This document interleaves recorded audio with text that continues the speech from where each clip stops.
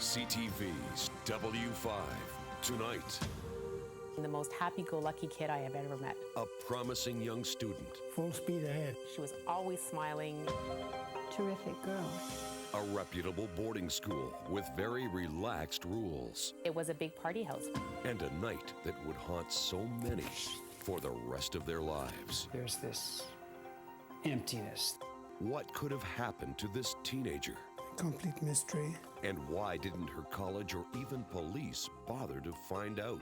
People that could have done something were doing nothing. Tonight. Did no one take attendance check? No. Woven together. Sandy Rinaldo. They never picked up the phone to call either of you. With how authorities refuse to help. The reputation of the college might be at stake. And why two brothers were forced to try to solve the mystery of their missing sister all on their own. Dying that way must have just been awful. This is CTV's W5. Here is Sandy Rinaldo. Good evening and welcome to W5. Tonight, a mystery and a quest. The mystery, what happened to a young college girl 26 years ago? Theresa Allore died under suspicious circumstances in the eastern townships of Quebec, south of Montreal.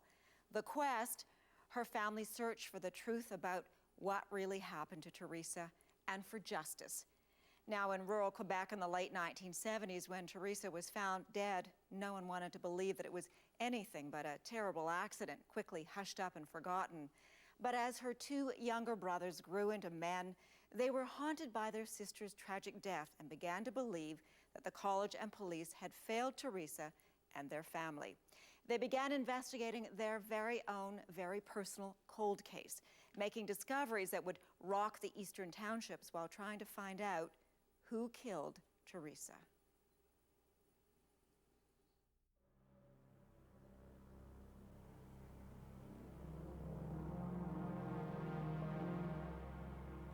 Easter weekend 1979. The body of 19-year-old student Theresa Allore washes up in the river under this bridge near Sherbrooke, Quebec. How could the life of a well-loved, promising young woman come to such a terrible end?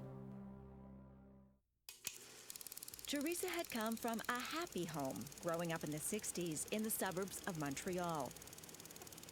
She was the oldest, the adored big sister to Andre, just 1 year younger, and the baby, John. The kids were all active and athletic, but Teresa's parents, Bob and Marilyn Allore, remember their first child as a real firecracker, an adventurous girl. The first word that would come to mind would be exciting. Teresa was very exciting in many ways. She wanted to participate in everything going on, you know. She was didn't want to miss anything in life. Full speed ahead sort of thing, you know. But for 26 years, her family has had to live with a mystery. How did she die? The story begins in the fall of 1978 in the rolling hills and lake country of Quebec's eastern townships, in Sherbrooke, just an hour and a half south of Montreal. Teresa was 19, Andre 18. Both were enrolled at a boarding school called Champlain College, located in the village of Lennoxville, on the southern border of Sherbrooke. The Allore family had just moved to New Brunswick, and the two older kids wanted to stay behind and finish school. I had gone into the registrar's office and I met a young woman there at the desk. I had talked to her. I remember her saying to me that she thought Teresa was a really terrific girl. Teresa's classmate, 17-year-old Suzanne Jerome, felt the same way. You met Teresa there in September when you both started school. What was she like? I just remember her as having a bubbly personality. She had a twinkle in her eye. She was always smiling, and she struck me as being the most happy-go-lucky kid I have ever met. Suzanne and Teresa were among several hundred students living at this residence off campus, a stately former girls' school. I can remember the day that my mother left me at school for the first time, and it seemed that we were going to be very well supervised. And then when she left, it was a big party house. We got to do what we wanted to do when we wanted to do it, and nobody was there to monitor anything we did. There was little adult supervision inside this old Victorian building. It was 14 kilometers away from campus in a tiny, isolated village called Compton. The students were expected to take buses back and forth to class every day, but there was no one keeping track. The teenagers were essentially on their own. So the buses would pull up here and drop everybody off. There was one bus that carried... Teresa's brother Andre remembers the residence as pure freedom for a bunch of 16, 17, and 18-year-olds, most of them away from home for the first time. Would it be fair to say it was a pretty party-like, wild environment here? Oh, it definitely was. But the party came to an abrupt end on the night of November the 3rd, 1978, barely 2 months into the term. Theresa Allore was in the Dewhurst Dining Hall on campus in Lennoxville around supper time. She told friends she was going to the library because she had a book report due on Monday. Then she missed the bus back to Compton. If you missed the 6:15 bus, the next available bus was at 11 o'clock. That's right. What if you wanted to go back to the residence in between those hours? What did you do? You hitchhiked, because otherwise it was a very expensive cab ride. Incredibly, the school thought it was acceptable for teenage students to hitchhike between the school and the residence. I gather in the handbook they also gave you tips on how to hitchhike. What did they tell you? Oh, not to hitchhike alone. We were always told that we had to hitchhike in pairs. Suggested not to hitchhike in the dark. To be wary of whose car we got into. With no bus for another 5 hours, did Teresa take the short walk over the bridge from the campus to Highway 147, which runs right through Lennoxville south to Compton? Did she decide to hitch a ride? Only one friend was certain she saw Teresa here on the main staircase back in Compton later that night. Others say she never showed up. But that Friday was the last time anyone at school saw Theresa Allore alive.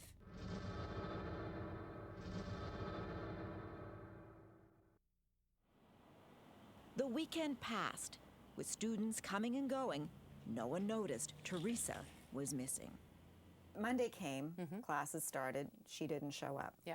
Tuesday, she didn't show up for classes. Wednesday, she didn't show up. Did no one take attendance check? No. No. No. In the classes, the teachers did not check off the list of students who were in class? Never. We're talking about 16 to 19-year-old kids. These are not university students. That's correct. No, you could register for Champlain, arrive the first day of school, and not attend one class. 6 days after Teresa was last seen, Andre went to the college administrator and asked the school to organize a search party, only to be dismissed. He just told me no, that he wasn't going to turn the school upside down for this particular thing. He wasn't going to turn the school upside down for a missing student. And that was the beginning of a series of wrong turns, missed opportunities to do something that might have changed everything. At any point, did anyone from the school call to indicate that Teresa had been missing?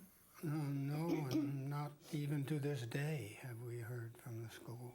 They never picked up the phone to call either of you? No. Not at any time. By all accounts, Theresa Allore was a happy, well-adjusted teenager, a good student with above-average marks. Yet when her frantic parents rushed back to Quebec and Champlain College, they were stunned by the attitude of the school administration, who tried to deflect their questions. They're irrational. And what did they tell you about Teresa? What did they say to you? Well, that my own They son. started with character assassination and putting us on the defense, and they started with things like, was Teresa our child, or was she adopted? Champlain officials suggested there might be something wrong with Teresa. They hinted at a wild, irresponsible girl who could have run away because she was pregnant or even suicidal. And this triggered me into going around knocking on doors of priest houses and convents in the eastern townships. I spent days in Maryland with her picture, looking to see if anyone had seen her. The family hired a private detective. They called in the Lennoxville police, who jumped to the conclusion Teresa was a runaway who would eventually come back. Another misstep. Like Champlain College, the police didn't appear to take Teresa's disappearance seriously. Michael Benazon was teaching English at Champlain College that year. He thought something should have been done. Well, I went to one of the Champlain officials and suggested that we have a search. This was within a few days of the disappearance. If it had been organized by the police with the cooperation of the campus, there's no reason why we couldn't have had a well-organized search with 3,000 people combing those fields. According to Benazon, the suggestion was shrugged off. It struck me as irresponsible not to do that. I don't know that it was, I don't know on whose authority it was decided not to do that, whether it was the police or the authorities at the college or whatever, I don't know. But why wouldn't the college raise the alarm for a missing student? The reputation of the college might be at stake, because that could lead to questions about how the residence was managed. Teresa had vanished into thin air. As the weeks and months went by, the rumors circulated. She was back in Montreal. She was in the United States somewhere. As it turns out, Teresa was not far away. Throughout the winter, her body lay here in a wooded area, dumped in the river, just about a couple of kilometers away from the Compton residence where she lived. Nobody knew she was here because nobody was looking for her. As incredible as it seems, neither the police nor the school mounted an all-out search for a missing 19-year-old girl. When we return, First, I didn't believe it was a body. I thought it was a mannequin or something. how this man finally found Teresa and what police insist must have caused her death. There is no way that students could mastermind some kind of massive cover-up like this without anybody knowing about it. It's absolutely impossible. When CTV's W5 continues.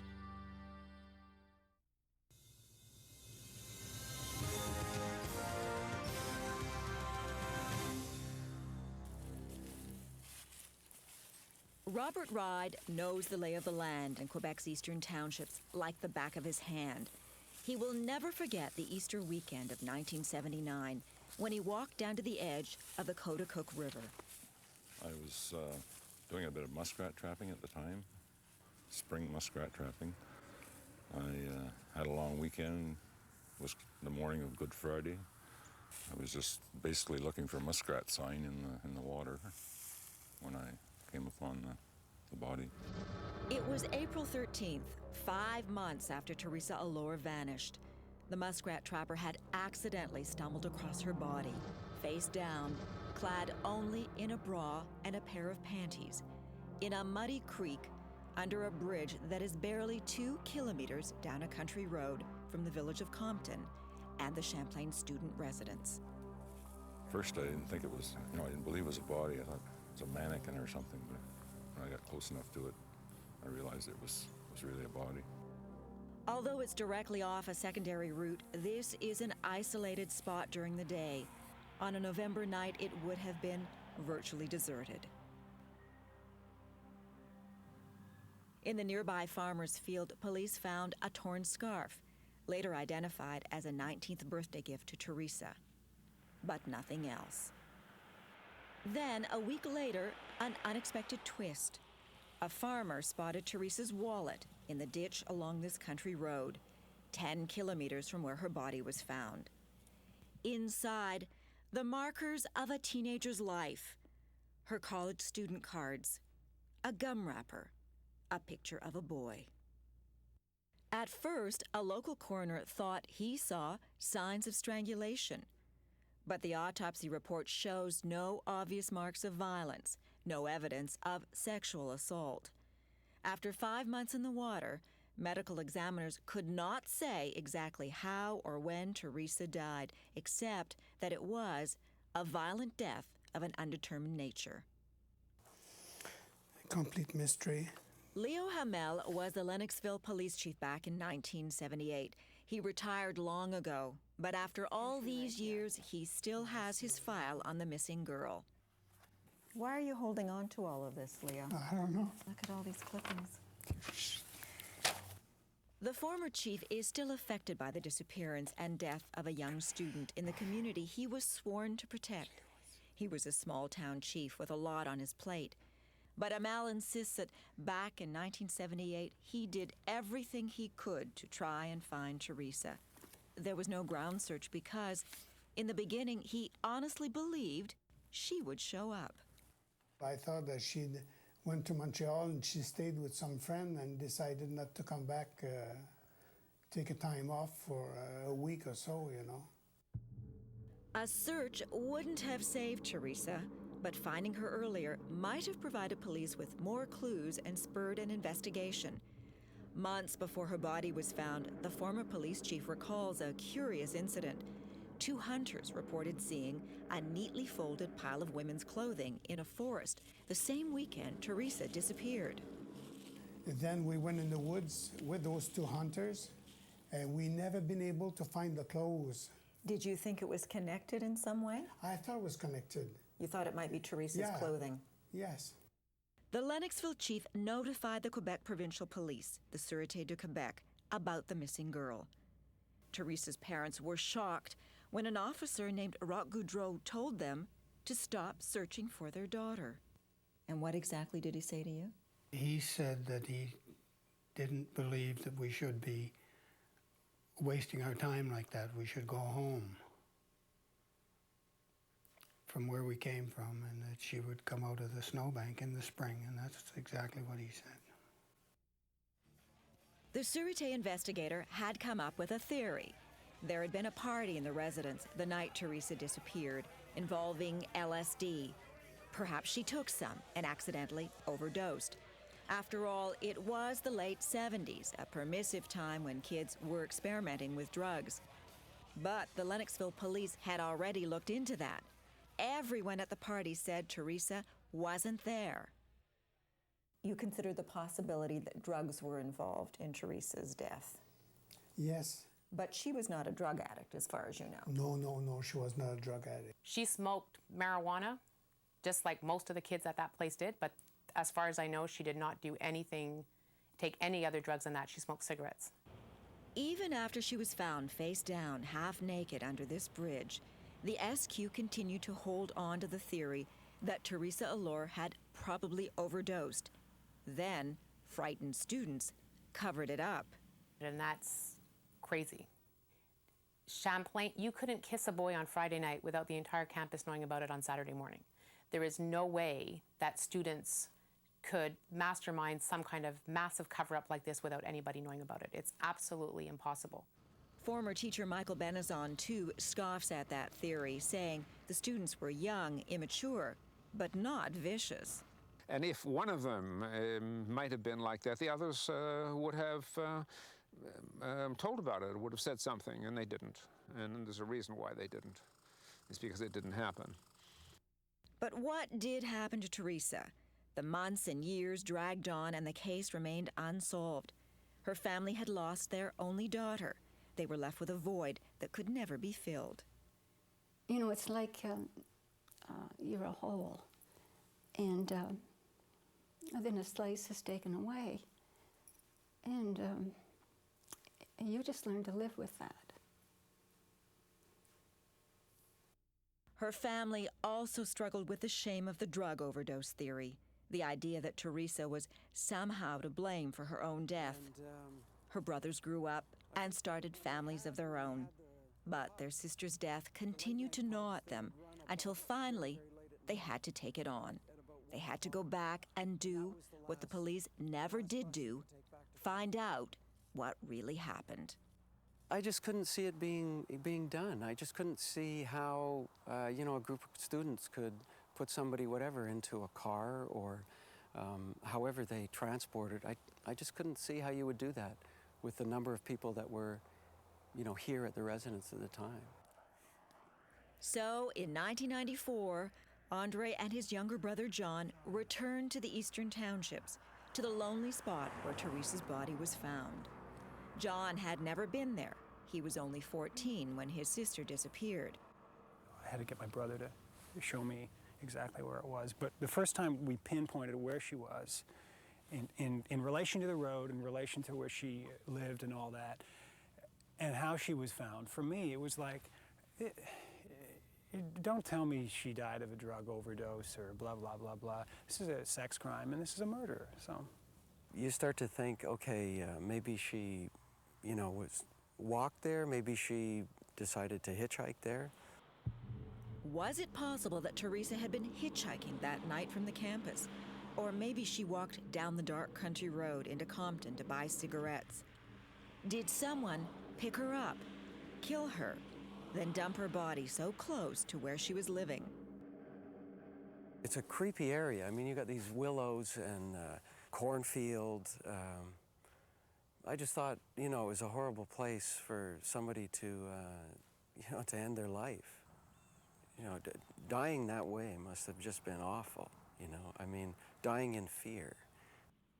Overwhelmed by the need to know, to uncover the truth about how Teresa died, the Allore brothers began to poke around, asking questions. But it would take another 6 years, a completely unexpected event, to propel them full steam ahead into their sister's cold case. It happened a long way from the eastern townships of Quebec, in the town famous for Duke University, Durham, North Carolina.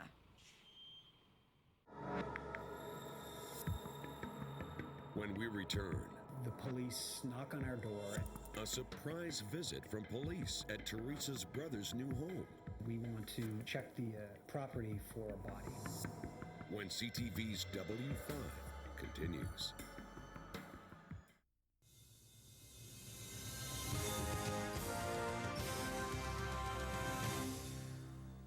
Welcome back to W5 and a 26-year-old mystery who killed Theresa Allore. When she went missing in the eastern townships of Quebec back in 1978, the community college where she attended did little to help. And when her body was found, police quickly wrote off her death as a drug overdose. But Theresa Allore's brothers refused to believe that explanation, and that's about to set them off on a quest for truth and justice. And they're about to make a startling discovery. By the spring of 2000, John Allore had moved on, finally settling in the United States in Durham, North Carolina. He was married and busy raising his own daughters, but the memory of his only sister's terrible death and his family's pain never disappeared. Because the moments when you're idle, there's this emptiness, there's this space between members of the family that cannot be filled. Then the past caught up with him. John Allore was suddenly confronted with yet another mystery. He and his wife had just bought their first home, a fixer-upper in this wooded subdivision. We move in, and within a month, the police knock on our door and say the former owner of this house is the lead suspect in a missing persons case, and we want to check the property for a body. It was as if the hand of fate had reached out and grabbed him. The North Carolina police were investigating a possible murder, the disappearance of a woman named Deborah Key, whose body had never been found. And they brought somebody to pump out the septic tank. They wanted to look in there to see if there were any, there was a body, any bones or something like that. They brought the dog. The dog went all over the property. The police didn't find a body, but their efforts to solve a cold case triggered something in John. Here were police officers and investigators who were really dedicated to the disappearance of this young girl, and I hadn't seen that in my own experience. How come we never got that kind of dedication? The ghost of Deborah Key became a call to action. Here he was, a city treasurer living hundreds of kilometers away in a different country. Still, John set out to reinvestigate his sister's death. He asked to see the Quebec Provincial Police file on Teresa. One of the first things that struck me was that the police had made a big deal that they had interviewed so many people. They had given the impression that they had completely covered that ground by interviewing 200 people. That became less impressive to me when I discovered that 190 of those people were students. So they had only targeted one demographic.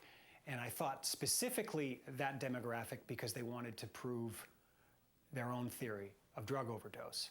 John got the autopsy report from 1979 and discovered there were no drugs found in Teresa's body. He started to ask more questions, specifically about the bra and panties Teresa was wearing and the torn scarf found in the field nearby. I wanted to see what they had in terms of physical evidence from the crime. And what did they have? They informed me that, unfortunately, that evidence was destroyed, and not recently. It had been destroyed 5 years after her body had been found. How did they explain why they destroyed the evidence? I didn't get a very good explanation from them at all. They seemed to be even kind of perplexed why I would care. The Sûreté didn't just destroy evidence, it destroyed possible clues. There was no DNA testing back then, but with advances in forensic science, something on Teresa's underwear or scarf might have revealed the identity of her killer. Today, cases are being closed decades after the fact. But that opportunity was lost forever. To John, it was a sign the Quebec police had no intention of ever solving Teresa's death. The day they threw out the evidence, they had clearly closed the book on that case. Like his brother Andre, John no longer believed that teenagers could have callously dumped his sister's body in a creek and kept silent for so many years. He combed through old newspapers from the late 70s, and that's when he made a startling discovery. It began with an article from April 1979, when Teresa's body was found. It said, "This death recalls the death of Manon Dubé." Manon Dubé was 10 years old when she vanished off a street in Sherbrooke in January 1978. Her fully clothed body was found 2 months later, face down in a creek kilometers away. Police speculated she was the victim of a hit and run. The driver dumped her to cover up the crime. Then John discovered another article and another death. There's this final paragraph that says, "This death recalls the death of Louise Cameron." 20-year-old Louise Cameron also disappeared from a street in Sherbrooke on March 20th, 1977. She was later found raped, stabbed, and strangled. So the first thing I wanted to know, very, very simply, was, were the cases of Louise Cameron and Manon Dubé solved? Or were they, like Teresa's case, a cold case? It turned out all 3 cases remained unsolved. Was it possible they could be connected? The Allore brothers began to really dig. John tracked down the hunters who had seen clothing in the woods the weekend Teresa disappeared. He was stunned to find out the spot was along the very same road where Louise Cameron's body was dumped. And by accident, John discovered yet another disturbing incident involving another young girl, the daughter of the farmer who had found Teresa's wallet. Apparently one night, the daughter, who was, I think she's 16 or 17, was walking on the road, and a car came speeding around the corner, and immediately when the driver saw the daughter, the car skidded to a stop. The driver bolted out of the car and immediately began to chase the young woman. The family told John a police cruiser happened by, but after questioning the driver, let him go. It happened just a month before Teresa disappeared. What happened to that man? You know, they tried to find the record of him being picked up or something like that, and they never could. The country road itself took on a new significance. One way leads back to Compton, where Teresa was found. The other way, around the corner, leads directly into South Sherbrooke, right past the point where Manon Dubé disappeared. A little further on, it goes past the armory where Louise Cameron was heading the night she disappeared. It's like this nexus here. It is this very fluid connector to all these events. The Allores began to document the connections between the 3 unsolved cases, dates, locations, evidence. And armed with that information, they turned to an international crime expert, a pioneer in the police science field of geographic profiling, Kim Rossmo. If we can decode the pattern left by the locations of the crimes, we can use that type of information to help us focus in on where the offender might be. Back in the 1980s and 90s, Kim Rosmo was a detective working the streets of Vancouver. As a city cop, he helped develop a computer program to determine if seemingly random crimes can be linked. A program now used by the RCMP, the FBI, and Scotland Yard. Skeptical but intrigued, Rosmo asked the Allores for summaries and, most importantly, maps. He started with the murder of Louise Cameron in March of 1977. The Cameron case establishes for a fact that there was a sexual predator willing to murder women in that area in that time period. Looking at all three deaths, Kim Rosmo spotted a persuasive pattern. Louise Cameron disappears from Sherbrooke. 10 months later, Manon Dubé disappears from the same area. Then, 9 months later, Theresa Allore vanishes, either from the Lennoxville campus or her Compton residence. Louise Cameron is found here, strangled. Manon Dubé here, face down in a creek. Theresa Allore's body turns up 6 kilometers west, also in water. All three bodies dumped south of Sherbrooke. The wooded area where hunters saw clothing that might have belonged to Teresa, just a few hundred yards from the site of Louise Cameron's body. Teresa's wallet is found here, along the same stretch of road leading back to Sherbrooke, where a young girl was chased by a stranger.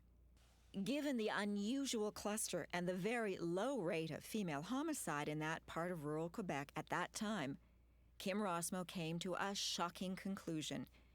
It is highly unlikely these three deaths are random occurrences. The simplest, the most powerful, the most likely explanation is that there was a serial killer operating in that area, south of Sherbrooke, in that time period, preying on young women.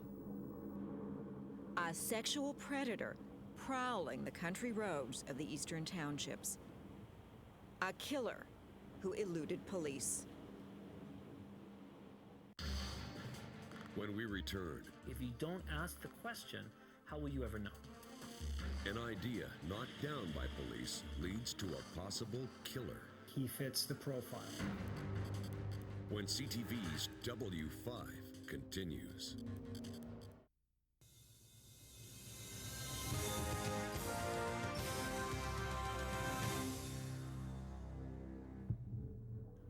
For decades, Theresa Allore's family and friends had lived with the shameful idea that she died taking drugs and was the victim of a conspiracy of silence among teenage students.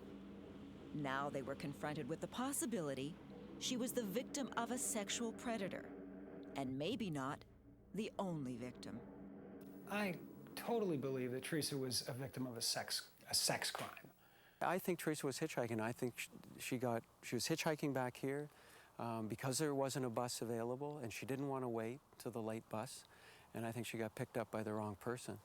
Geographic profiler Kim Rosmo believes Teresa, Louise Cameron, and Manon Dubé may have been murdered by the same person living in or near Sherbrooke. Knowing what we know now, there's every reason to think there was a serial sexual killer working in that area, that time period.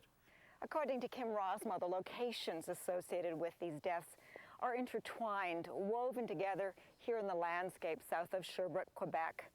3 deaths, all young, low-risk women, and all within a 19-month period. The Geographic profiler believes the similarities are not likely the result of chance, and he thinks the cases should be re-examined.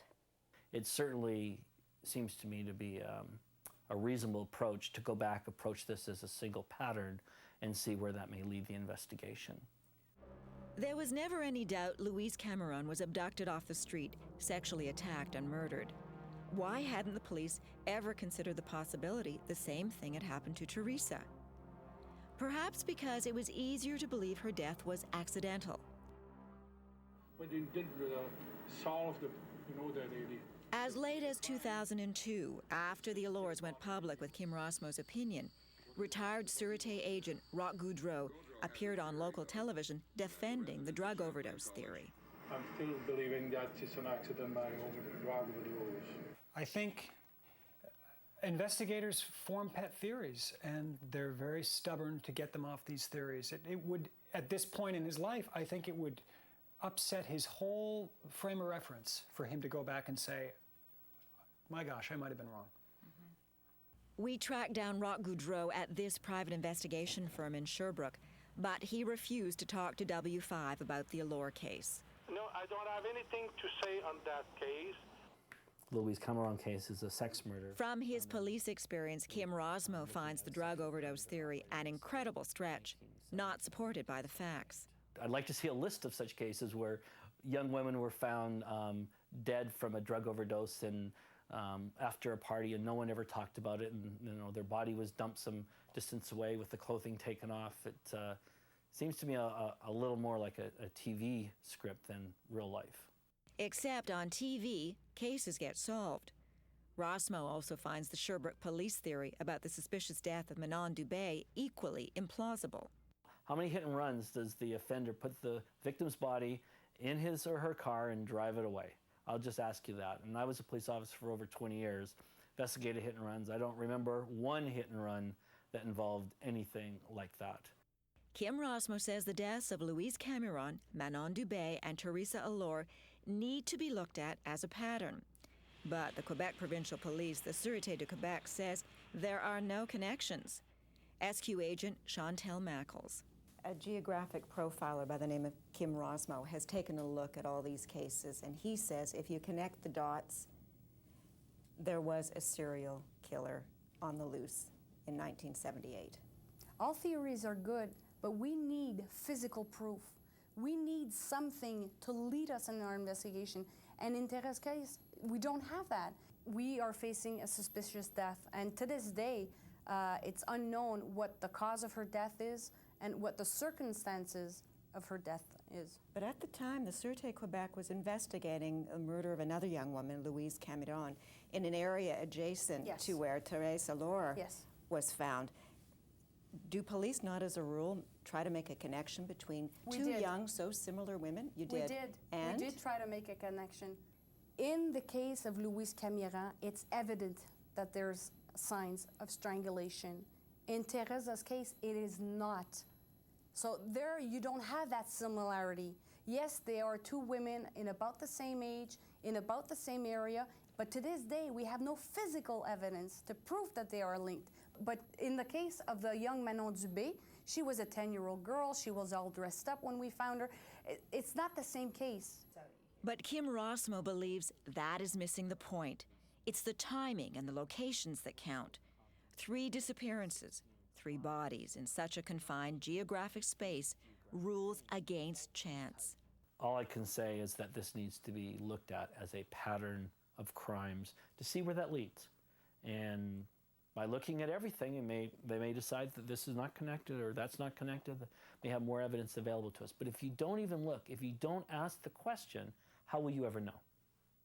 It's not the first time Rosmo's theory about the possibility of a serial killer has been dismissed. He was the first police officer in Vancouver to warn that women disappearing from the downtown east side were likely victims of a single predator. Pig farmer Robert Picton is now facing 22 counts of first-degree murder and, if convicted, will go down in history as Canada's worst serial killer. The SQ would not give W5 any details of its investigation, but Teresa's brothers are convinced the Sûreté has reopened the case and is seriously looking at 2 possible perpetrators. Are these suspects on the loose or are they incarcerated? In one case, there is a suspect who currently lives in the Eastern Township area. In the other case, there is a suspect who is incarcerated. With a known history of sexual assault? In the case of the one who's living in Eastern Townships, yes, a long history of sexual assault. As the police said to me, he fits the profile.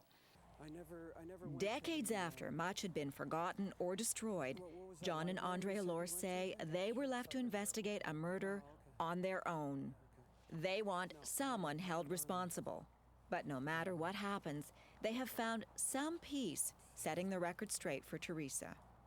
To know that our family in some ways have come together and come to her aid, that is extremely satisfying.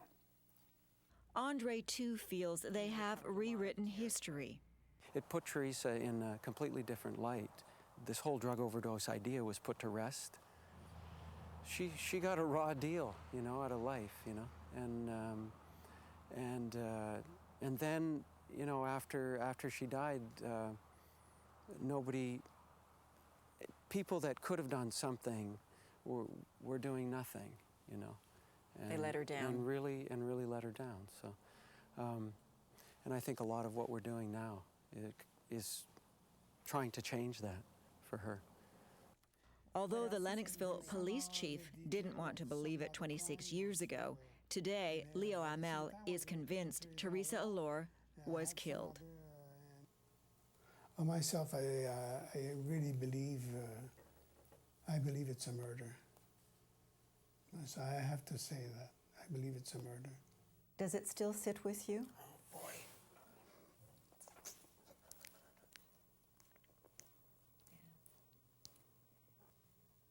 I really wanted to solve the problem, to make a closure for everybody. Do you think that they will ever find out what happened to Theresa Allore? I doubt it. I doubt it. The circumstances of Theresa Allore's death, it's a secret she took to her grave. A secret her killer may take to his. The horror of what happened to their only daughter, along with all the unknowns, has been so painful that until now, Teresa's parents have never spoken publicly about her death. I think she was picked up by someone in a car. In their hearts, they don't believe they will ever know what really happened to her. But they support their son's quest for truth and justice. Too much time has passed. I think it's too late now. But I think that just what John and Andre have done, it's been wonderful. And it's a big help. And having you here is a good help. I think because somebody cares. A couple of notes about the Theresa Allore case. First, Champlain College in Lennoxville, which refused an interview with W5, did provide a written statement saying, "At the time of this most unfortunate incident, we cooperated fully with the police and the family. As an institution of higher learning, we have always conducted ourselves in a proper manner regarding any and all aspects of this case." As for police, they say the Allore file is considered an active case, but they need new information, and 26 years later are still appealing for anyone who knows anything about her disappearance and death to come forward. We'll be right back. Finally tonight, a look ahead to what we're working on for the next edition of W5. Next Saturday, He stole your house. Yes. a new Canadian crime wave, Could happen to you, it could happen to me. and one you won't believe, They had forged my signature, then put it up for power of sale. where financial futures are ruined. He said, "You have a mortgage with us." And I said, "No, I don't." Then it gets worse. You are held responsible. I was outraged. Are you a homeowner? Are you sure? I just can't believe something like that can happen. That's next week on W5. Remember, you can also find us on the internet at w5.ctv.ca, and there you can learn more about our stories, even watch them again online.